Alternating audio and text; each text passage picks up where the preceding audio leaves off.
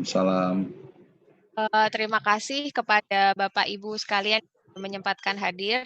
And thank you also for Ruby from Philippines. Now we got a guest from Philippines, Ruby. Oke.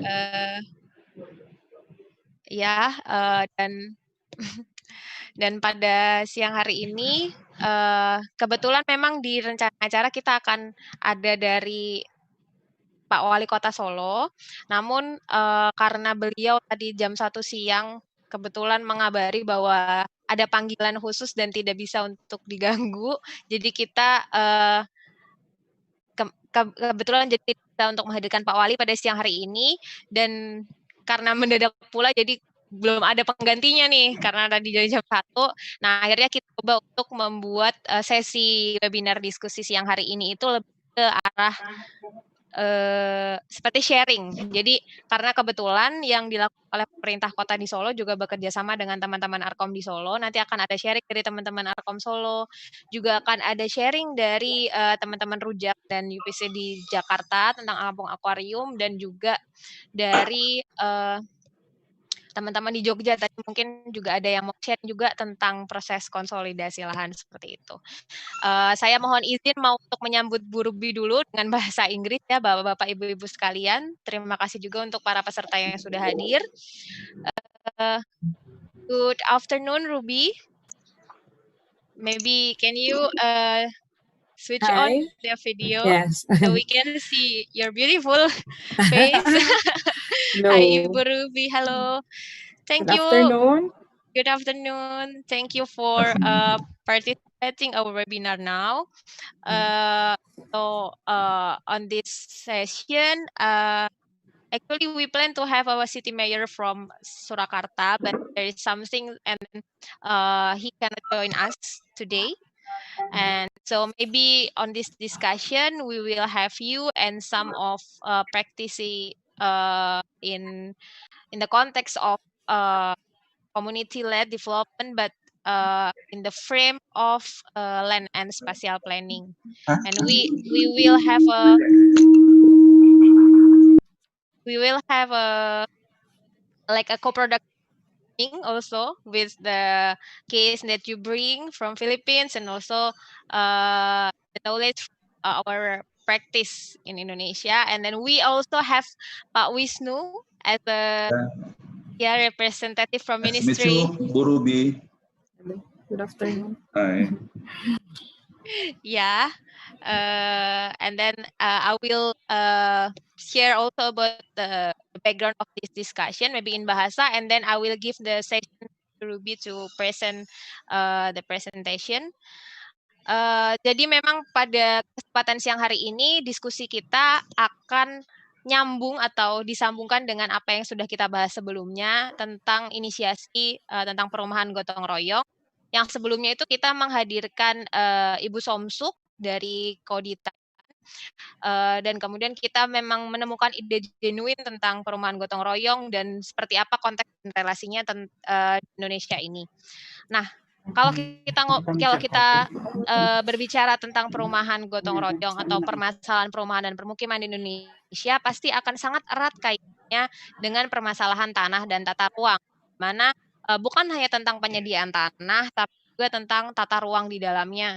Seperti apa pengendalian tata ruang dan lain-lain. Jadi penyediaan perumahan ini sangat erat hubungannya dengan dengan tanah dan tata ruang, karena di dalamnya juga nanti akan ada perencanaan tanah, perencanaan ruang. Jadi diskusi siang hari ini akan sangat menarik karena kita akan belajar banyak hal dari beberapa contoh yang sudah dilakukan oleh para penggerak, orang-orang yang bekerja untuk komunitas, yang kemudian kita juga bisa kita bisa mengambil contoh-contoh yang ada dari Filipina yang dilakukan oleh Ibu Ruby, bagaimana pergerakan perumahan kolektif atau kolektif biasanya kalau kita sebut dalam bahasa Inggris, atau yang mau kita gaungkan dengan istilah perumahan gotong royong, karena gotong royong merupakan salah satu ciri khas dari Indonesia juga, seperti itu. Nah, itu nanti kita akan banyak belajar dari situ, seperti apa prosesnya juga yang dilakukan baik di lapangan maupun yang dilakukan bersama dengan pemerintah, karena tidak bisa semua melakukan sendiri-sendiri, jadi kita harus saling bersinergi seperti itu. Dan di Filipina sendiri juga hal itu sudah dilakukan dengan sinergi antara pemerintah, terus juga para ahli dan juga masyarakat tentunya. Dan nanti akan ada sharing dari beberapa kota yang sudah saya sampaikan sebelumnya. Lalu mungkin langsung saja saya akan memberikan kesempatan diskusi pertama kepada Ibu Ruby dengan waktu sekitar 20 menit. Nanti kemudian akan dilanjutkan dengan sharing dari teman-teman kota lain, dan nanti akan ditanggap oleh Pak Wisnu, perwakilan dari Kementerian Tata Ruang dan Pertanahan, seperti itu. Oke, Ruby. Yeah. I will give I will give the time to you to present, Okay. and maybe the people from Mbak Vidya, can you help to share the presentation? Yeah. First, I try to say thank you for inviting us here and have an opportunity to share our initiative towards land and special planning. So I will start my presentation next. Next, please. So this is the brief profile of the Philippines. Next. So the Philippine archipelago, one of the largest island groups in the world, comprises 7,107 islands, like 4,000 of which are not named and 1,000 are inhabited. So the total island area is approximately 343,000 square kilometers. It's like a little bigger than the state of Arizona, USA. So the terrain is diverse, numerous high mountains and or volcanic landforms, extensive valleys and plateaus interspersed with many rivers and lakes. So the climate is tropical. The normal average year-round temperature is 27 degrees centigrade. And then we have the two seasons like the dry and the wet. Next. So the current situation of the Philippines is it's a developing country in the Southeast Asian region. The Philippines is home to over 100 million individuals with a fifth of its population, approximately 22 million people living below the national poverty line as of 2015, based on the World Bank report. So nearly a quarter of Metro Manila, the country's national capital region, is inhabited by the informal settlers who often have no security of tenure for the land or dwellings they inhabit, living in the neighborhoods that lack of basic services and city infrastructure. This translates to about 2.8 million individuals, most of whom in response to the growing scarcity and the commodifications of land, are residing in the hazardous settlements, including railroads, tracks, and garbage dumps and waterways. Next. So the local government units in different urban areas in the Philippines have mostly resorted to the off-city relocation when dealing with the colossal issue of the informal settlements. So the commercial developments are largely preferred over socialized housing projects as they generate more revenue for the cities in expenditures, thereby pushing lower and middle income groups, including the working population, both formal and informal, out into the city borders. So these socioeconomic and physical vulnerabilities put informal settler families or ISFs at a more disadvantaged state, denying them the right to enjoy secure tenure, to access basic services and financial institutions, and ultimately to the the development of their cities. Next. So I'm trying to introduce the network, the Philippine Alliance Network, which comprise the whole process of what we are doing here in the Philippines. So the Philippine Alliance is a network of the Philippine network of the uh, institutions alliance exposes the lead process says to address the housing and secure tenure issues affecting the communities, the urban poor communities. Next. So the Homeless People's Federation is one of the member of the alliance. Is an urban poor movement with a membership of 93 registered homeowners associations, which aspires for the security of tenure, decent living, and improved economic conditions, and emancipation from poverty. So the task of the Homeless People's Federation is to organize and mobilize savings network, building the capacities of the communities and security of tenure and improve housing conditions. And we have to sustain also our livelihood and also address the disaster risk reduction and overall urban inclusiveness. Next. So this is the site, the nationwide sites of the Homeless People's Federation. Next. So the other institution to comprise the Philippine Alliance is the Philippine Action for Community-Led Shelter Initiatives. So this is the mobilizer, the primary support for the Homeless People's Federation, an NGO providing financial, legal, research, and documentation and capacity building services, focuses on strengthening the federation by promoting community-led, initiated, and self-help activities. The other institution is the Technical Assistance Movement for People and Environment Incorporated. This is the technical arm of the Alliance. This is composed of the technical professional who provides assistance to the Federation to work with the community-led technical processes, particularly in low-cost housing design and community mapping and profiling, and explorations and development of alternative building technologies. Next. And we have also another member of the Alliance is the Community Resources for the Advancement of the Capable Societies. This is the microfinance arm of the Alliance. It engaged in developing capacities of the Federation communities to access financial services for their homes and livelihoods. And the last is the Link Build Incorporated.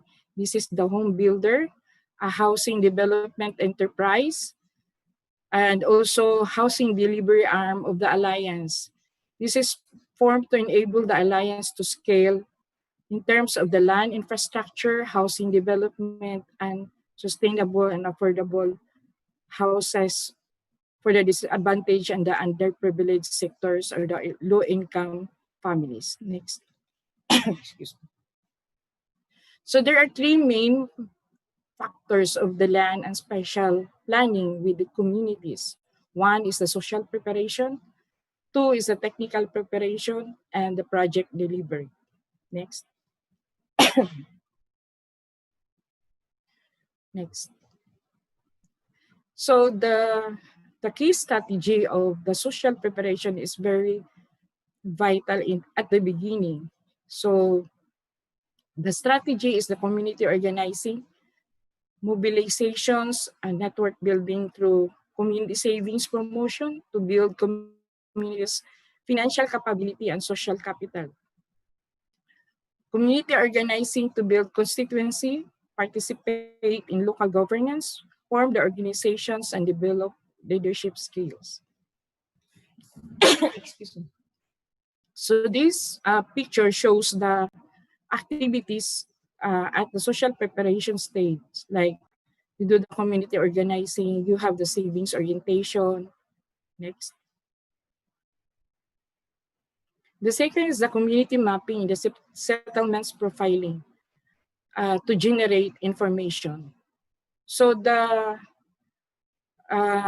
raising the awareness of the communities for their own situation, mobilize communities, leverage support from the government and other stakeholders, build networks with communities and the local government units, plan with barangay and other authorities and city authorities. So this is the basic activity that we have done with the local government and the communities.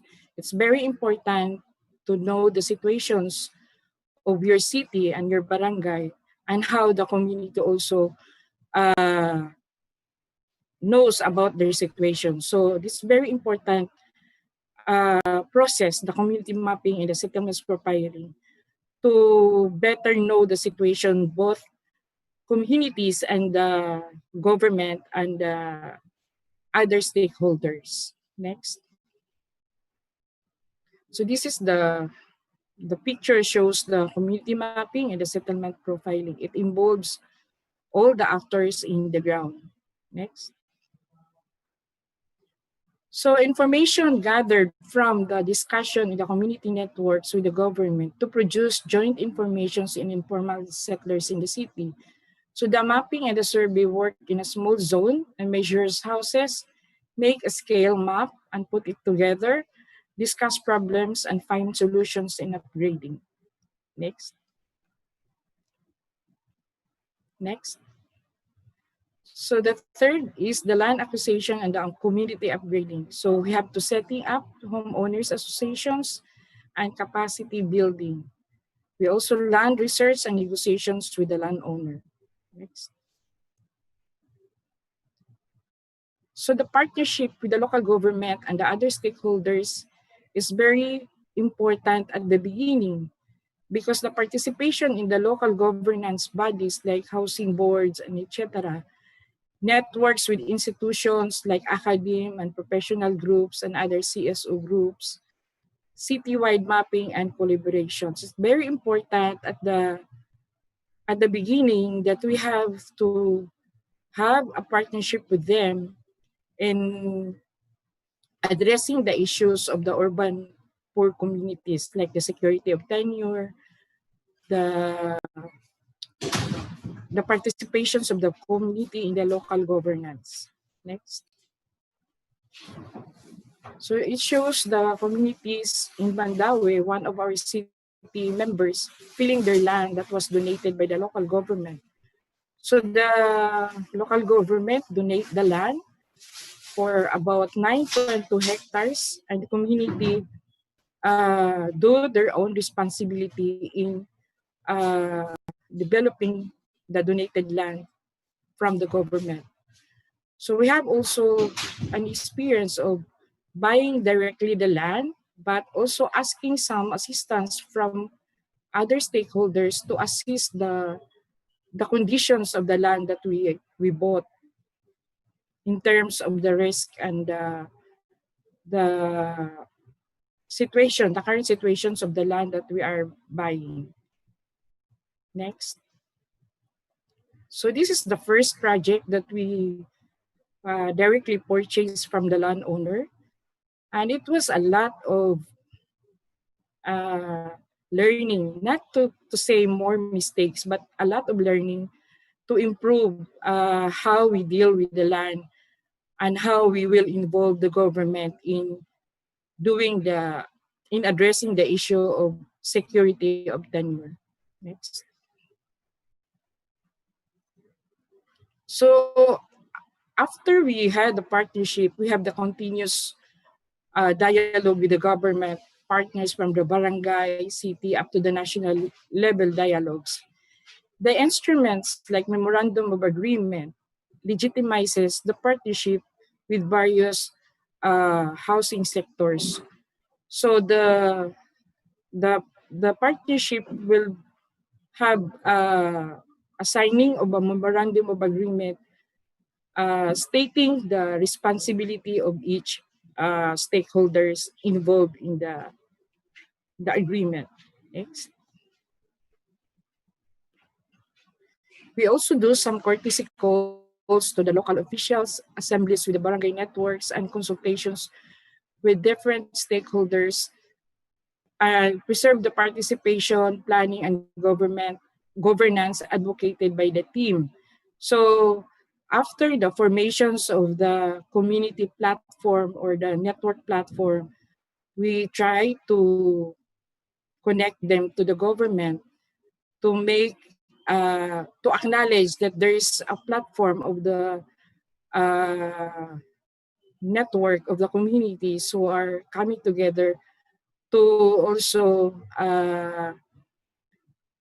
help the government to address the issue, not only asking the government but also sharing their plans and solutions to the government on what should be the solutions to address.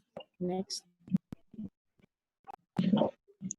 So likewise, we have the oath-taking ceremony support the recognitions of the community, technical working group as active partners of the local government in addressing land issues. The establishment of the learning hub is a demonstration of such process. So this is the pictures on how we show the output of the community mapping, where the barangay captain is also uh, had a great appreciations to visualize the conditions through the maps that we are showing to them with the community. So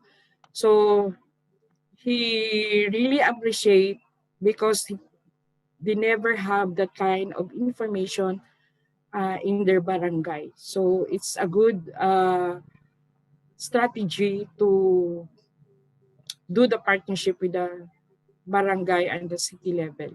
Next.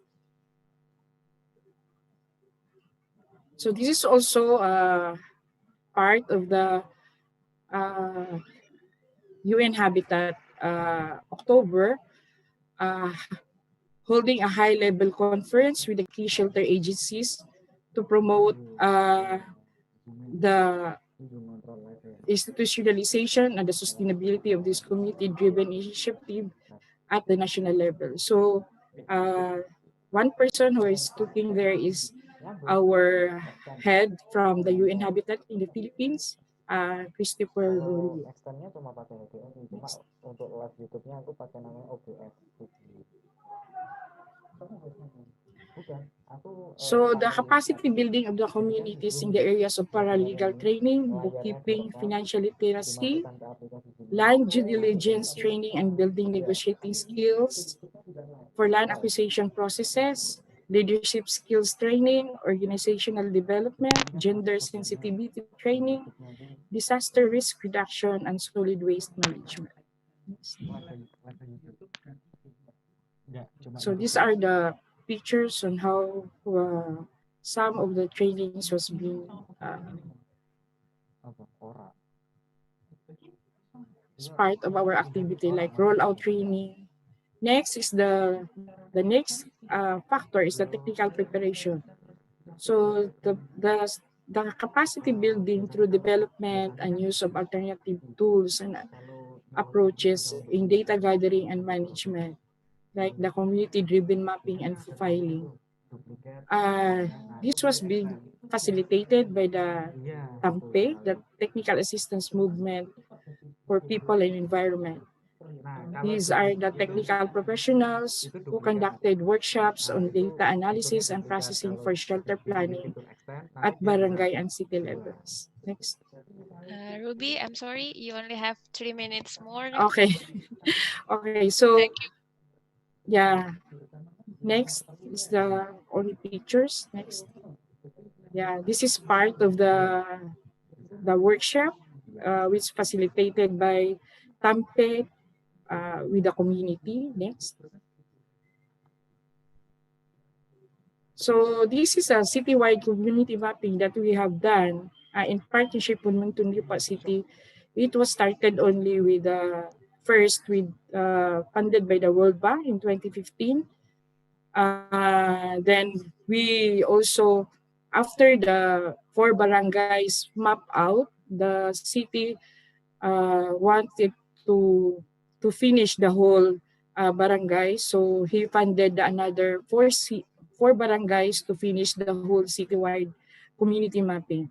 And now the initiative began to digitize the community data, and the whole output of that mapping was being used for shelter planning and used also for other development of the city. Next. Translate berarti ya?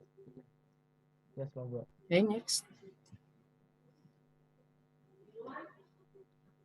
So the Philippine Alliance has partnered with different stakeholders such as academia, professional organization, some of the universities, and some of the other stakeholders to also implement and strengthen the ties between communities and the professional. Next. Next. Next. Next. Next.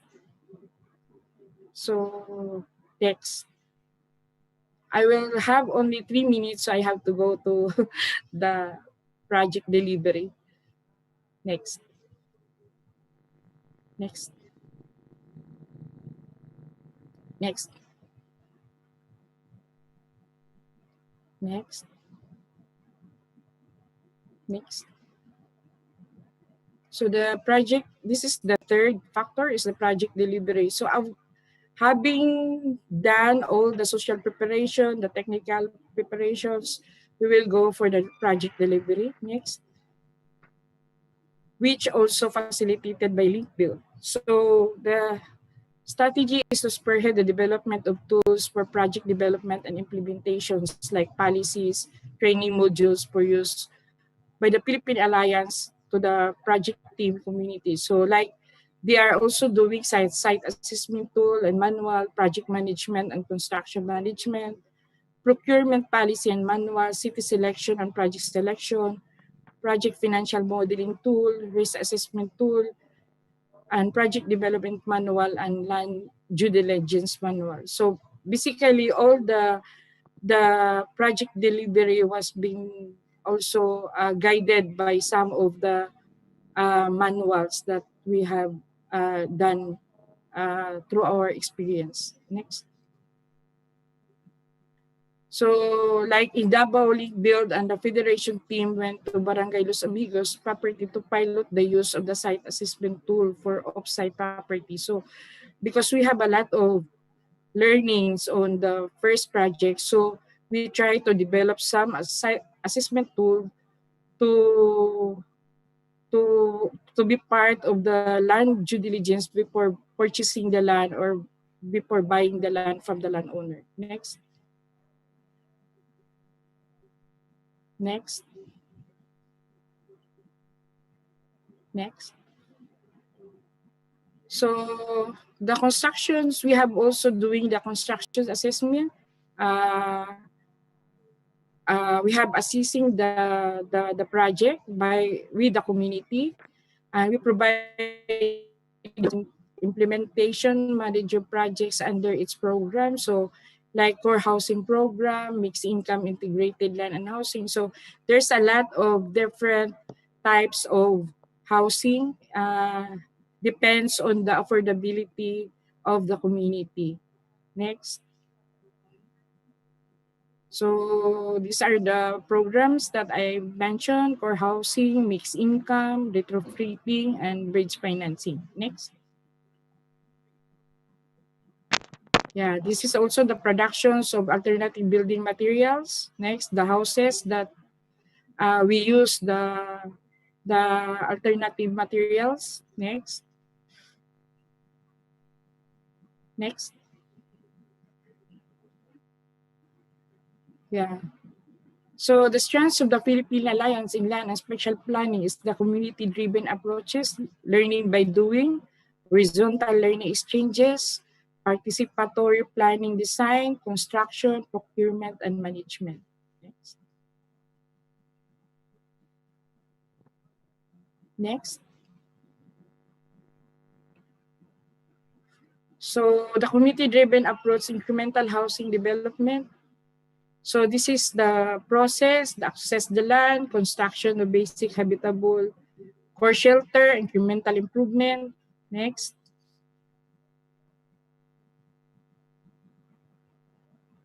Yeah, this is the the whole process that we are doing in constructions, involving all the universities, the students, the mayors. Next. So the key aspects of successful partnership with land and spatial planning is to strong network with demonstrated capacities, open and supportive LGUs, updated and relevant data on the slums, LGU policy and implementing bodies, mobilize and leverage funding. Next. So maraming salamat. Yeah, sorry. I have a long presentation.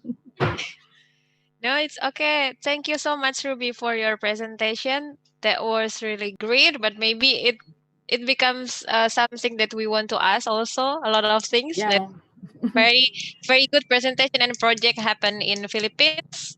But Yeah. maybe after this we will like have like a discussion on how specifically we